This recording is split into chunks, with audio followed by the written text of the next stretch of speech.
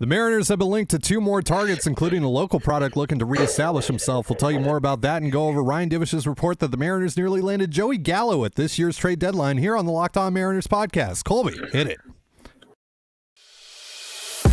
You are Locked On Mariners, your daily Seattle Mariners podcast. Part of the Locked On Podcast Network, your team every day. Yo, what's up, everyone? It is Tuesday, November 29th, 2022. This is Ty Gonzalez and Colby Patnode for the Locked On Mariners podcast. Thank you so much for making us your first listen. Subscribe, like, and turn on alerts if you're watching on YouTube, or subscribe and leave a 5-star review on your preferred podcast platform if you like what you hear. And if you want to hear from us even more, please consider signing up for our Patreon. The link, as well as our social accounts, is in the description below.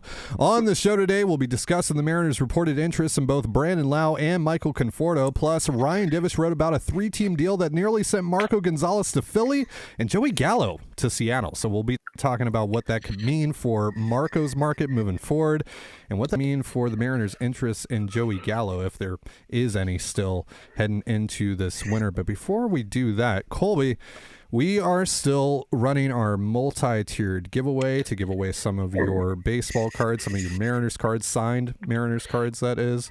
And just remind the folks here what they could win, how they can enter, all that good stuff. Yeah, so like Ty said, we're giving away some baseball cards, or I guess I'm giving away some baseball cards because somehow I'm the jerk, but I'm the one who gives you guys stuff, so I don't know how that works, but whatever. It's true. Anyways, you gotta make up for being a jerk, right? Like, this is your, No, you guys love me. This is not your gesture. This is not your olive branch. No. No.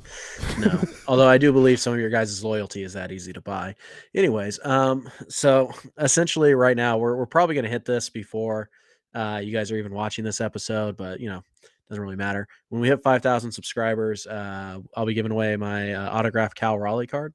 We have already hit the benchmarks to give away a Taylor Dollard autograph card, a Taylor Trammell autograph card. The winner of the Taylor Trammell is also going to get a Daniel Vogelback card, so keep that in mind. And right now we're about 240 Twitter followers away from activating the tier for a Jared Kelenic autograph card. We've already gotten there in terms of YouTube subs, but we need 3,000 Twitter followers, and we're at 2,760. So got a little bit of work to do there here in the next week and a half, but that's where we're at right now. The winners are going to get picked at random from our subscribers on YouTube, probably December 8th or 9th. And then we'll get those cards out to you guys, and you should have them by Christmas, I would imagine. So it's nice. Thank you guys for participating. I guess if you want to go really crazy, we're like 1,500 behind for the next plateau, but if you guys hit it, I'll give away my Mike Cameron autograph card, which I don't want to. So yeah, that's about it. So that's more incentive for you to hit the subscribe button, because he doesn't want to give away that Mike Cameron card, and you definitely want to take that Mike Cameron card away from him. There's a 0% chance they can do it. Nope, too lazy, can't get it done. So, I believe in you guys personally. I don't. So, that's what we're doing here. I guess my prediction would be that the Dollard, Trammell, and Raleigh card are all going to go to somebody, and then we'll see on Twitter. It's not impossible to get 240.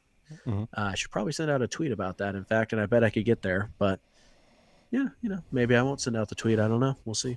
It's a really nice card, so maybe I want to keep it. It is a really nice card, and I think for that reason alone, and for his smug face, I always point the wrong way, but his smug face over there, you should definitely go over to @LO_Mariners on Twitter and hit the follow button. Please and thank you. All right, let's we've talked about this enough. Let's get into our first main topic of the day. Michael Conforto. John Morosi once again reporting that the Mariners have interest in Michael Conforto, who, of course, went to high school in Redmond and played his college ball at Oregon State, Pacific Northwest guy, grew up a Mariners fan. The Mariners have been collecting Mariners fans over the last few months. Jake Lamb, Matthew Boyd, Cooper Hummel most recently. Now, Michael Conforto could be next on that list. Conforto has been a free agent for quite some time. He entered free agency last winter, but due to partly some concerns over his vaccine status and, Scott Boras just being his agent in general, that made things pretty difficult. And then eventually, the lockout happened, and then a shoulder injury got reported on, and he ended up having to have shoulder surgery, which basically, along with the qualifying offer being attached to him, there was just a lot working against Conforto, and he just ended up sitting out the entire 2022 season after a relative down year in 2021 for him by his standards, a 106 WRC plus in his last year with the Mets. That was coming off of a fantastic COVID-shortened season in which he played 54 games, 157 WRC plus. He was fantastic that season. But yeah, so the Mariners are in on him, reportedly, according to Morosi, who's been linking the Mariners to pretty much every free agent and trade target out there over the last month or so, it seems. The Astros and a couple of other teams have been reported to be in on Conforto's market as well. But what do you think about this fit here, Colby, with Conforto coming off of basically just not playing baseball for an entire year? Yeah, the player at his best is a really good fit in Seattle. Obviously, the Northwest ties certainly are hard to ignore, but when he's right, he's pretty close to Teoscar Hernandez at his best, just from the left side. Not a great defender in a corner, but he's fine. He's decently athletic. Probably a little better than Teoscar defensively. At his best, from which was I think from like 2017 to 2020. He's a 130 WRC plus guy, somewhere in that range. He's going to hit 25, 30 home runs. Lots of doubles, good average at 260 average, 270 average, somewhere in that range. Good on base skills. He's a good fit. He's a solid fit. But again, not playing baseball for over a year now it's a problem. It's an issue. We don't know how the shoulder is healing. It's a shoulder injury. Those are pretty serious. Less so for position players, but still, pretty serious. If you don't have a good shoulder, you're not going to perform well. It's really that simple. And then there's going to be questions about what the shoulder look like. Scott Boras, how open is he going to be about his client's injury? Probably not very. So it's just one of those. He didn't play for a team last year, so you don't really have team medical records to check out. So you're kind of in a tough spot. So if you get the best version of Michael Conforto, he's a tremendous fit. He's going to hit somewhere in the top 3 or 4 of your lineup every day. And he's going to help you win. If you get 2021 version of Conforto, you kind of get Jesse Winker with a little bit better defense. You get 2022 Jesse Winker with a little bit better defense. And that's a pretty big risk to run when we're talking about a guy who's probably going to want, 18 to $20 million. Now, is he going to get that? Probably not, but No. It only takes one team. So he's a good fit when you just consider the back of the baseball card, but when you kind of count in all the other factors, there are some questions here. And if you want to go with a risky guy, then maybe you just circle back to Mitch Haniger. So we'll see how it goes, but I do think it's a pretty solid fit. It's not hard to understand why the Mariners would have interest in Michael Conforto. But there are some concerns. And when we talk about the Mariners wanting to get guys who you can rely on to play every day, Michael Conforto, does he fall into that category? Not really. Yeah. I'm interested, but there's a price where I max out. And for me, that's about $13 million AAV. I think he's only going to get a 1-year deal anyway. Maybe something with like a mutual option for 3 years, a 20 million AAV, something like that. Maybe that's involved. But I think he's only going to get a 1-year deal at the end of the day. And for me, that probably looks like something like a $7 million, $8 million base loaded with incentives that kick that up to $14, $15 million, something like that. And maybe there's an option in there as well that involves like a $5 million buyout, so he gets a little bit more money on the back end of that. But that's like, even that is a little bit pushing it, because like, you would like to think that he's going to land somewhere in between his 2021 season and his 2019 season, when he was, so in 2021, like I said, he was a 106 WRC plus guy. In 2019 he was a 127 WRC plus guy. So you think, like, with the year off, he's probably not as bad as he was in 2021. He's probably going to land somewhere in the middle of that. But again, you'd like to think that you know that, but you don't actually know that. And so there's very much a possibility here that he's as big of a risk as Cody Bellinger is, and could bottom out just like Bellinger has the last 2 years, and you basically get that guy. And you don't want to pay $13 million for that guy and let that guy be your second corner outfield ad, especially when there's someone like Mitch Haniger who's probably going to make similar money and maybe a similar and earn a similar time commitment, year commitment rather. And him, like, you're very much familiar with Mitch Haniger. So that also has to be taken into account here if you're the Mariners. And there's just some other options on the market as well that I like a little bit better, that are probably going to be more expensive, might even cost me something via trade, but that I would trust more than Michael Conforto at this point, because again, you don't know how much the shoulder is going to impact him moving forward. You don't know how much the year off is going to impact him moving forward. There's just so many unknowns here with Conforto. While I like the story, while I like the upside of it, while it's certainly enticing and I get why people would want Michael Conforto, it's pretty sketchy. It's pretty sketchy if you're going, especially if Boris and Conforto are going to demand a significant commitment. Right. Honestly, I think the Mariners right now, as they're looking for that left-handed hitting outfielder, I think Conforto is a fallback option if they can't land Yoshida. That would be my guess. And to me, honestly, Conforto, if you do add him, that should not prevent you from adding even another outfielder.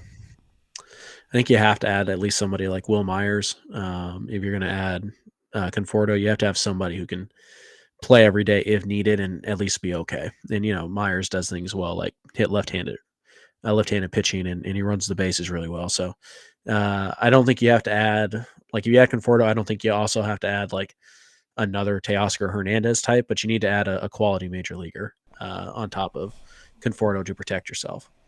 So the Mariners have been linked to an all-star second baseman, one of the best second basemen in the game, who's often been injured. Is coming off of a big injury-plagued year, but he might be available. The thing is, though, he is being linked to the Mariners by a very questionable source. So we'll get into all of that in just a moment. But real quick, a reminder, this episode of Locked On Mariners is brought to you by BetOnline. BetOnline.net is your number one source for sports betting info, stats, news, and analysis. Get the latest odds and trends for every professional and amateur league out there. From football to basketball to soccer and esports, we've got it all at BetOnline.net. And if you love sports podcasts, you can find those at BetOnline as well. We're always the fastest and easiest way to get your betting fix. Head to the website today or use your mobile device to learn more. BetOnline is where the game starts. And you're listening to the Locked On Mariners podcast. Thank you so much for making us your first listen. So, Colby, let's talk a little bit about Brandon Lau here, the Rays second baseman. Jim Bowden of The Athletic wrote in a column the other day just about, general things that he's hearing. He also talked about the Mariners a little bit, and there had some things to say about, their preference to trade for their second baseman rather than sign one. Who knows? Bowden, we should say, before we get into anything else that he wrote about, is not the most trustworthy source there is out there, especially when it comes to the Mariners. He has been very wrong about Mariners-related things in the past, so take this with the smallest, teensy-enciest grain of salt. Like, just an absolute grain of salt here. So the report from Bowden is that the Mariners have checked in on Gleyber Torres and Colton Wong, which we knew about. Okay. Then he also says the Mariners have been in touch with the Rays about Brandon Lau. So Brandon Lau has been a favorite of yours, Colby, a favorite target of yours. He's been a favorite target of one Jerry Savage DePoto on Twitter. and some other folks on Twitter and in the Mariners sphere as well. So it doesn't come as too much of a surprise that the Mariners also just generally have interest in Brandon Lau because, I mean, he's a really good player. He's 28 years old. He's not making a ton of money. He recently signed an extension that has him locked down through 2026 through club options in 2025 and 2026. He's only going to make $4 million this past season, but he only played 65 games this past season. He slashed 221, 308, 383 with a 104 WRC plus. He was not very good. But the year before that, in 2021, All-Star, 247, 340, 523, 137 WRC plus. He was worth almost 5 F4, 39 home runs from a second baseman. You don't really see that from a second baseman ever. So he's a pretty special dude. I asked you this on our Patreon show yesterday. If we wake up on December 1st or what have you, and we see the Mariners have traded for Brandon Lau, what does that return going back to Tampa Bay look like? It's hard for me to imagine that they could get Brandon Lau without giving up major league contributor, probably a pretty prominent one too. So you kind of go through it and you eliminate Gilbert and Kirby. They're not going anywhere. We know that they're not trading. They're obviously not going to trade Julio. Duh. So you kind of start to run out of guys pretty quick. I don't think they're going to trade Andres Munoz. The one guy that kind of would make sense for the Rays, and I think the Rays would be interested in, is probably Matt Brash. He's a guy who can fill multiple roles. We know that the Rays like to be pretty fluid with how they use starters. Sometimes they're starters, sometimes they're relievers, openers, blah, blah, blah. Brash has experience doing all of that. Brash also obviously has tremendous stuff. He's a guy who has 5-6 years of club control. He's not going to cost the Rays anything. So it's hard for me to imagine that the Mariners can get an everyday second baseman who has all-star potential and has already done it once. It's hard for me to imagine they can get him for just prospects because the Mariners don't really have that upper echelon prospect. They don't have the elite prospect. Harry Ford is a good prospect. Bryce Miller is a good prospect. Emerson Hancock is a good prospect. They're not great prospects. They're not can't miss guys, right? The Mariners don't have any of those guys right now. So it's hard for me to imagine that the Rays, who are going to try and win the World Series again, that they are going to give up, a pretty big contributor for them, that they would give him up without getting somebody who can help their major league team right away. Because it's not a money thing. The Rays are cheap, but they're not as cheap as some other teams like Cleveland. They've spent money. They gave, Glasnow $17 million. They gave Wander Franco a huge extension. So they're not spending as much as they probably should, but they're not also they're also not trying to avoid paying guys. And Lau is under contract for the next 2 years minimum at like $14 million total. And then he has a couple of club options. He's also 28. It's just, I don't see it. The Rays do have middle infield depth, at least in theory. They have Wander Franco, and then they have some guys who might be able to play up the middle, but we actually don't know. We really don't. Yeah. Brandon Lau is the only one that's established himself. So for me, I can't see the Rays trading Brandon Lau unless they're getting somebody like a Matt Brash or somebody like Andres Munoz. And if you're the Mariners, I mean, wouldn't you rather just go trade a lot less for Colton Wong and keep Brash and your prospects than trade for Brandon Lau? Probably. So I don't see it. I mean, maybe there's some kind of creative 3-team deal. Maybe, I don't know, maybe the Mariners will trade Ty France or Eugenio Suarez and the Rays are interested in that, or I don't know. Maybe the Rays love, Harry Ford and Jared Kelenic and Emerson Hancock, and that's enough to get it done. I doubt it. I think it's going to cost players off your major league roster, and the Mariners really don't have that many to give. They kind of need all their guys. So yeah, I just have a hard time seeing this trade getting past the finish line. Yeah, that's why France or Suarez wouldn't be on the table, because the Mariners are probably not in the business of creating more holes, more things to do this offseason. Right.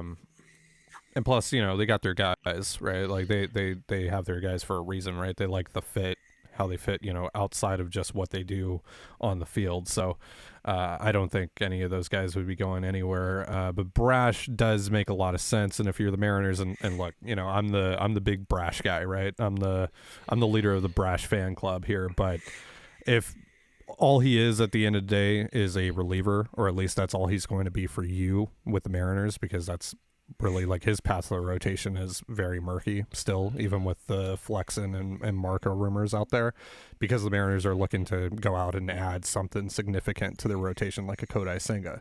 So if all he's going to be for you is a reliever, I'd rather have the guy that's going to play 140, 150 games for me, hopefully, if he stays healthy, instead of a guy who's going to throw 50, 60 high leverage innings, mostly high leverage innings for me. While that's incredibly valuable, and while great bullpens are incredibly valuable to have, especially late into the postseason, we saw how valuable that is. Again, I would rather have the guy that's going to impact me more throughout the regular season and hopefully into the postseason. And so that's a no-brainer for me. If that can actually get it done, I'm probably pulling the trigger on that. The problem is, I think it's going to take Brash and then some, because like Colby said, Lau is a bargain for the Rays. They are not just going to give him up. This is potentially, if he stays healthy, he's one of the best second basemen in all baseball. He is top 3 to top 5, and you're not just going to get a second baseman who hits nearly 40 home runs. And now I don't know if that's exactly who he is full time, but that kind of year that he had, and the Rays can basically use the injuries in 2022 as an excuse that this was probably just a fluke, right? Like, we're not lowering his value because he had a down year in 2022. It's probably just injuries, all that stuff. They're going to value him as the 2021 guy that he was, and so you're going to have to pay that cost, and that's going to be very expensive. And so you're talking possibly Brash plus Harry Ford plus Bryce Miller plus whatever. Like, it's not just going to be Brash straight up. So at that point, I'm out. Yep. Agreed. Yeah. Honestly, like and this is obviously very easy for me to say, because it's not my money at the end of the day, but I think you would honestly be better served to just go spend the exorbitant amount of money on, one of the shortstops that are out there than giving up 3, high-end assets for, for Brandon Lau. So, yeah. All right. Lastly on our list here, unless you have anything else to add on Lau. No? Nope. Okay. All right. So Ryan Debish, in one of his most recent columns on the Times, had an interesting little nugget of information here saying, quote, per multiple MLB sources and other reports, the Mariners were working on a potential trade that would have sent Marco Gonzalez to the Phillies in the days leading up to the trade deadline. Sources and rumors indicated it was a 3-team deal that would have possibly sent Yankees outfielder Joey Gallo to Seattle. So that's pretty interesting. Gallo, of course, ended up going to the Dodgers, fared a little bit better in LA, but still wasn't very good. But the Mariners seem to have at least put in the effort here to take a shot on Gallo. And it's easy to see why they would like Gallo, because he's a solid defender in a corner, even a good defender even in a corner, and can hit for a ton of power. Obviously strikes out a ton. All that stuff. That's very much well documented. But it's interesting that they were willing, at least seemingly, to take a shot on Gallo. And so now that begs the question, are the Mariners still interested in Gallo? Because they have a corner outfield spot that they're looking to fill. They've been open about wanting to do that. Gallo is still out there. I would presume that Gallo is going to be pretty cheap on the market, considering the way that the last couple of years have gone for him since he went to New York and eventually LA. So what do you think about Gallo? We just talked about Michael Conforto, who's kind of a big risk. Gallo would also be a big risk, but he's also probably not going to cost a lot. So how do you think that lines up for the Mariners? I don't think there's going to be a tremendous amount of interest. It's always interesting to know deals that almost happen like this, because there are a lot of questions. Like, were the Mariners willing to take on Joey Gallo because they thought they could fix him, or because they were kind of thinking ahead and were like, hey, he at the very least is a defensive upgrade in the outfield. and we can get rid of a good chunk of Marco Gonzalez's contract when we know that we want to trade him this winter anyways. So, that could have been some long-term thought there, and Gallo's contract comes off the books. We get Marco's contract off the books. And we get, essentially Jared Kelenic is what they would have traded for.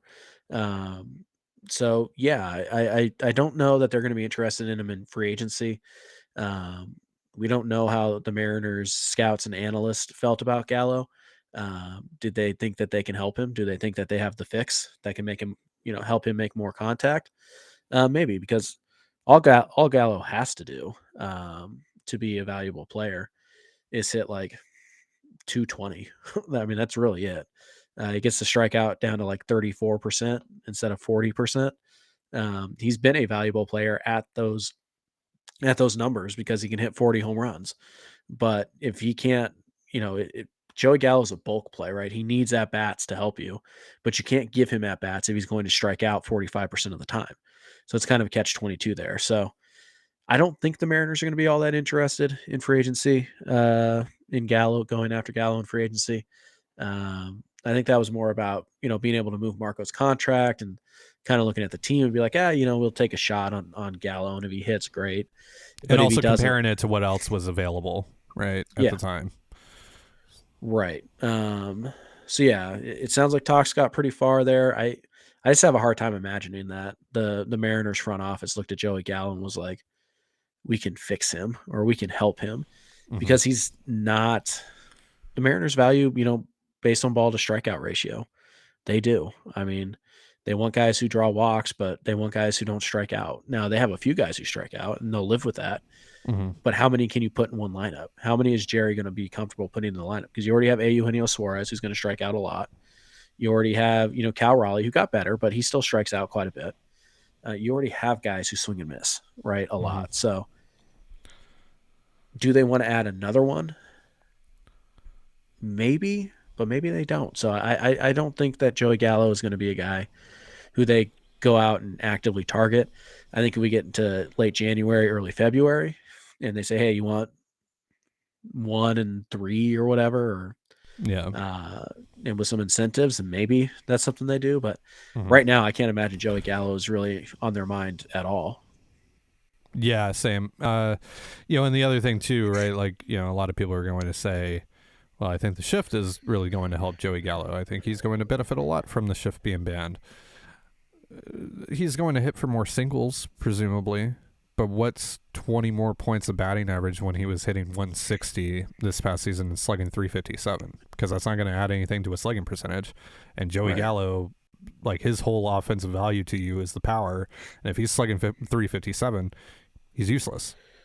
Like, flat out. Like, if he's striking out 40% of the time and slugging 357, it's a bad baseball player. He shouldn't be playing for a contending team. Yeah, you might as well just roll with Jared Kelenic, because at least there's upside there. Yeah. So yeah, I think that was more about just trying to dump Marco's contract by taking on a bad contract. But yeah, he struck out 39% of the time last year. Yeah. He hasn't hit over 200 since 2019. Yeah. And while that 39%, it's basically 40% because it's 39.8%, even though that's his career high, that's like where he's been, like, for the most part. He's been 35, 34, 36, 38%, like, that's just who Joey Gallo is. Now he walks a lot to kind of counteract that. Yep. But then you're just kind of talking about a super version of Jesse Winker with, like, better defense. And I would rather be better than that. Yeah, 2022 Jesse Winker, that is, right? So, like, yeah, he's Jack Cust. Oh my God. Yeah, why did you have to say that name on today's show? Jeez. 3 true outcome guy. It's interesting, though, because, like, his best year offensively was undoubtedly 2019. Now, he only played in 70 games, which hurt his WAR overall. But in 2019, he hit 253, 389, 598. It's a 144 WRC plus. That's, Julio had a 145 WRC plus this last year, I think. That was in 70 games. And he had a 3.2 FWAR in half a season. So you do the math, 6-win player. And what's interesting about that is that year, his strikeout rate was 38.4%. Mhm. So Gallo has had success striking out 35, 38% of the time. But that year he also walked 17.5%. This last year was 13.7. So Joey Gallo is a guy who still has power, still a good athlete, can still draw walks, but he's drawing fewer walks. He's hitting fewer home runs, but the strikeouts aren't falling. That's the difference. And the shift ban, it's not going to help him all that much. Joey Gallo hits a ton of fly balls. He's not going to, all of a sudden start trying to hit singles through. He's going to swing. He's going to swing for the fences. That's what Joey Gallo does. Yeah. So this idea that people are overvaluing the shift ban for the wrong guys. Like the shift ban might help Carlos Santana, but it might not. The shift ban probably isn't going to help. Well, because again, just as I was saying, it's mostly going to lead to singles, right? You're not going to get a ton of extra base hits out of the shift being banned. That's just because most of the time, what does the shift prevent? It prevents those singles in between the 3 and 4 hole that goes, directly to the right fielder, right? Like no one's getting extra bases out of that. Or the ball hit right back up the middle. Yeah. Which are also almost always singles. So, by the way, Joey Gallo hitting like 20 more, like let's say Joey Gallo hits 190 next year, right? If they're all singles, it doesn't matter. He's still, that's what I was saying, is like he's still slugging 357 like he did this past season. Yeah. So it's like he needs to provide more power, because like when he was at his best, while he was still striking out 35+% of the time, he was also cranking 40 bombs, right? Or he was on pace to crank 40 bombs in that 2019 season. Like, so that's the kind of value that you have to get out of Joey Gallo if you're going to sign him, and if you're banking on him to actually produce. If you're actually banking on him to be a legitimate part of your off season, that's what you need out of Joey Gallo in order for that to be a success. And I just don't think that he can provide that at this time. Yeah, if you're signing Joey Gallo, right? If you're the Mariners and you're signing Joey Gallo, you need to be in a position where he has a really hard time making this team, where it's like, yeah, he could do it if if we think he can do this, this, and this to help himself, and if he does it and he looks good, he can do it. But right now, because he's only making $2 million or whatever, he's only going to get, he's battling with Kelnick and Trammell and Conforto and Myers or Yoshida, like whatever. Like he's legitimately fighting for a job. That's the only way you should look at Joey Gallo. There are going to be teams that offer him major league opportunities, but if I were the Mariners, I would probably offer him a minor league contract with a spring training invite. Right, and if he makes the team by like X date, it's like $6 million or something like that. So, I think Gallo probably should go play for like Cincinnati or Pittsburgh or somebody like that. Yeah. But we'll see. Like, because Joey Gallo is intriguing. He is an interesting player, but there's just too many questions for me to think, for me to believe that the Mariners are really interested in him as a free agent. Yeah. So at the end of the day, we're basically saying maybe to Michael Conforto, probably not to Brandon Lau, and no to Joey Gallo. Like, he's interesting, but almost certainly no. Yeah. Do better, please. All right. Well, that's going to do it for our show. Thank you so much for joining us here on the Locked On Mariners podcast. For Colby Patnode, I'm Tight End Gonzalez. Be sure to give us a follow on Twitter at @LO_Mariners. You can follow me at Dane Gonzalez, at CANEGNZLZ, and Colby at CPAT11, that's CPAT11. You can also find all that stuff in the description of this episode. And thank you again for making us your first listen. Now, for your next listen, check out the Locked On Sports Today podcast featuring the biggest stories of the day, plus instant reactions, big game recaps, and the take of the day. It's available on the Odyssey app, YouTube, and wherever you get your podcasts, just like us. And with that, have yourself a beautiful baseball day, and we'll see you tomorrow. Peace.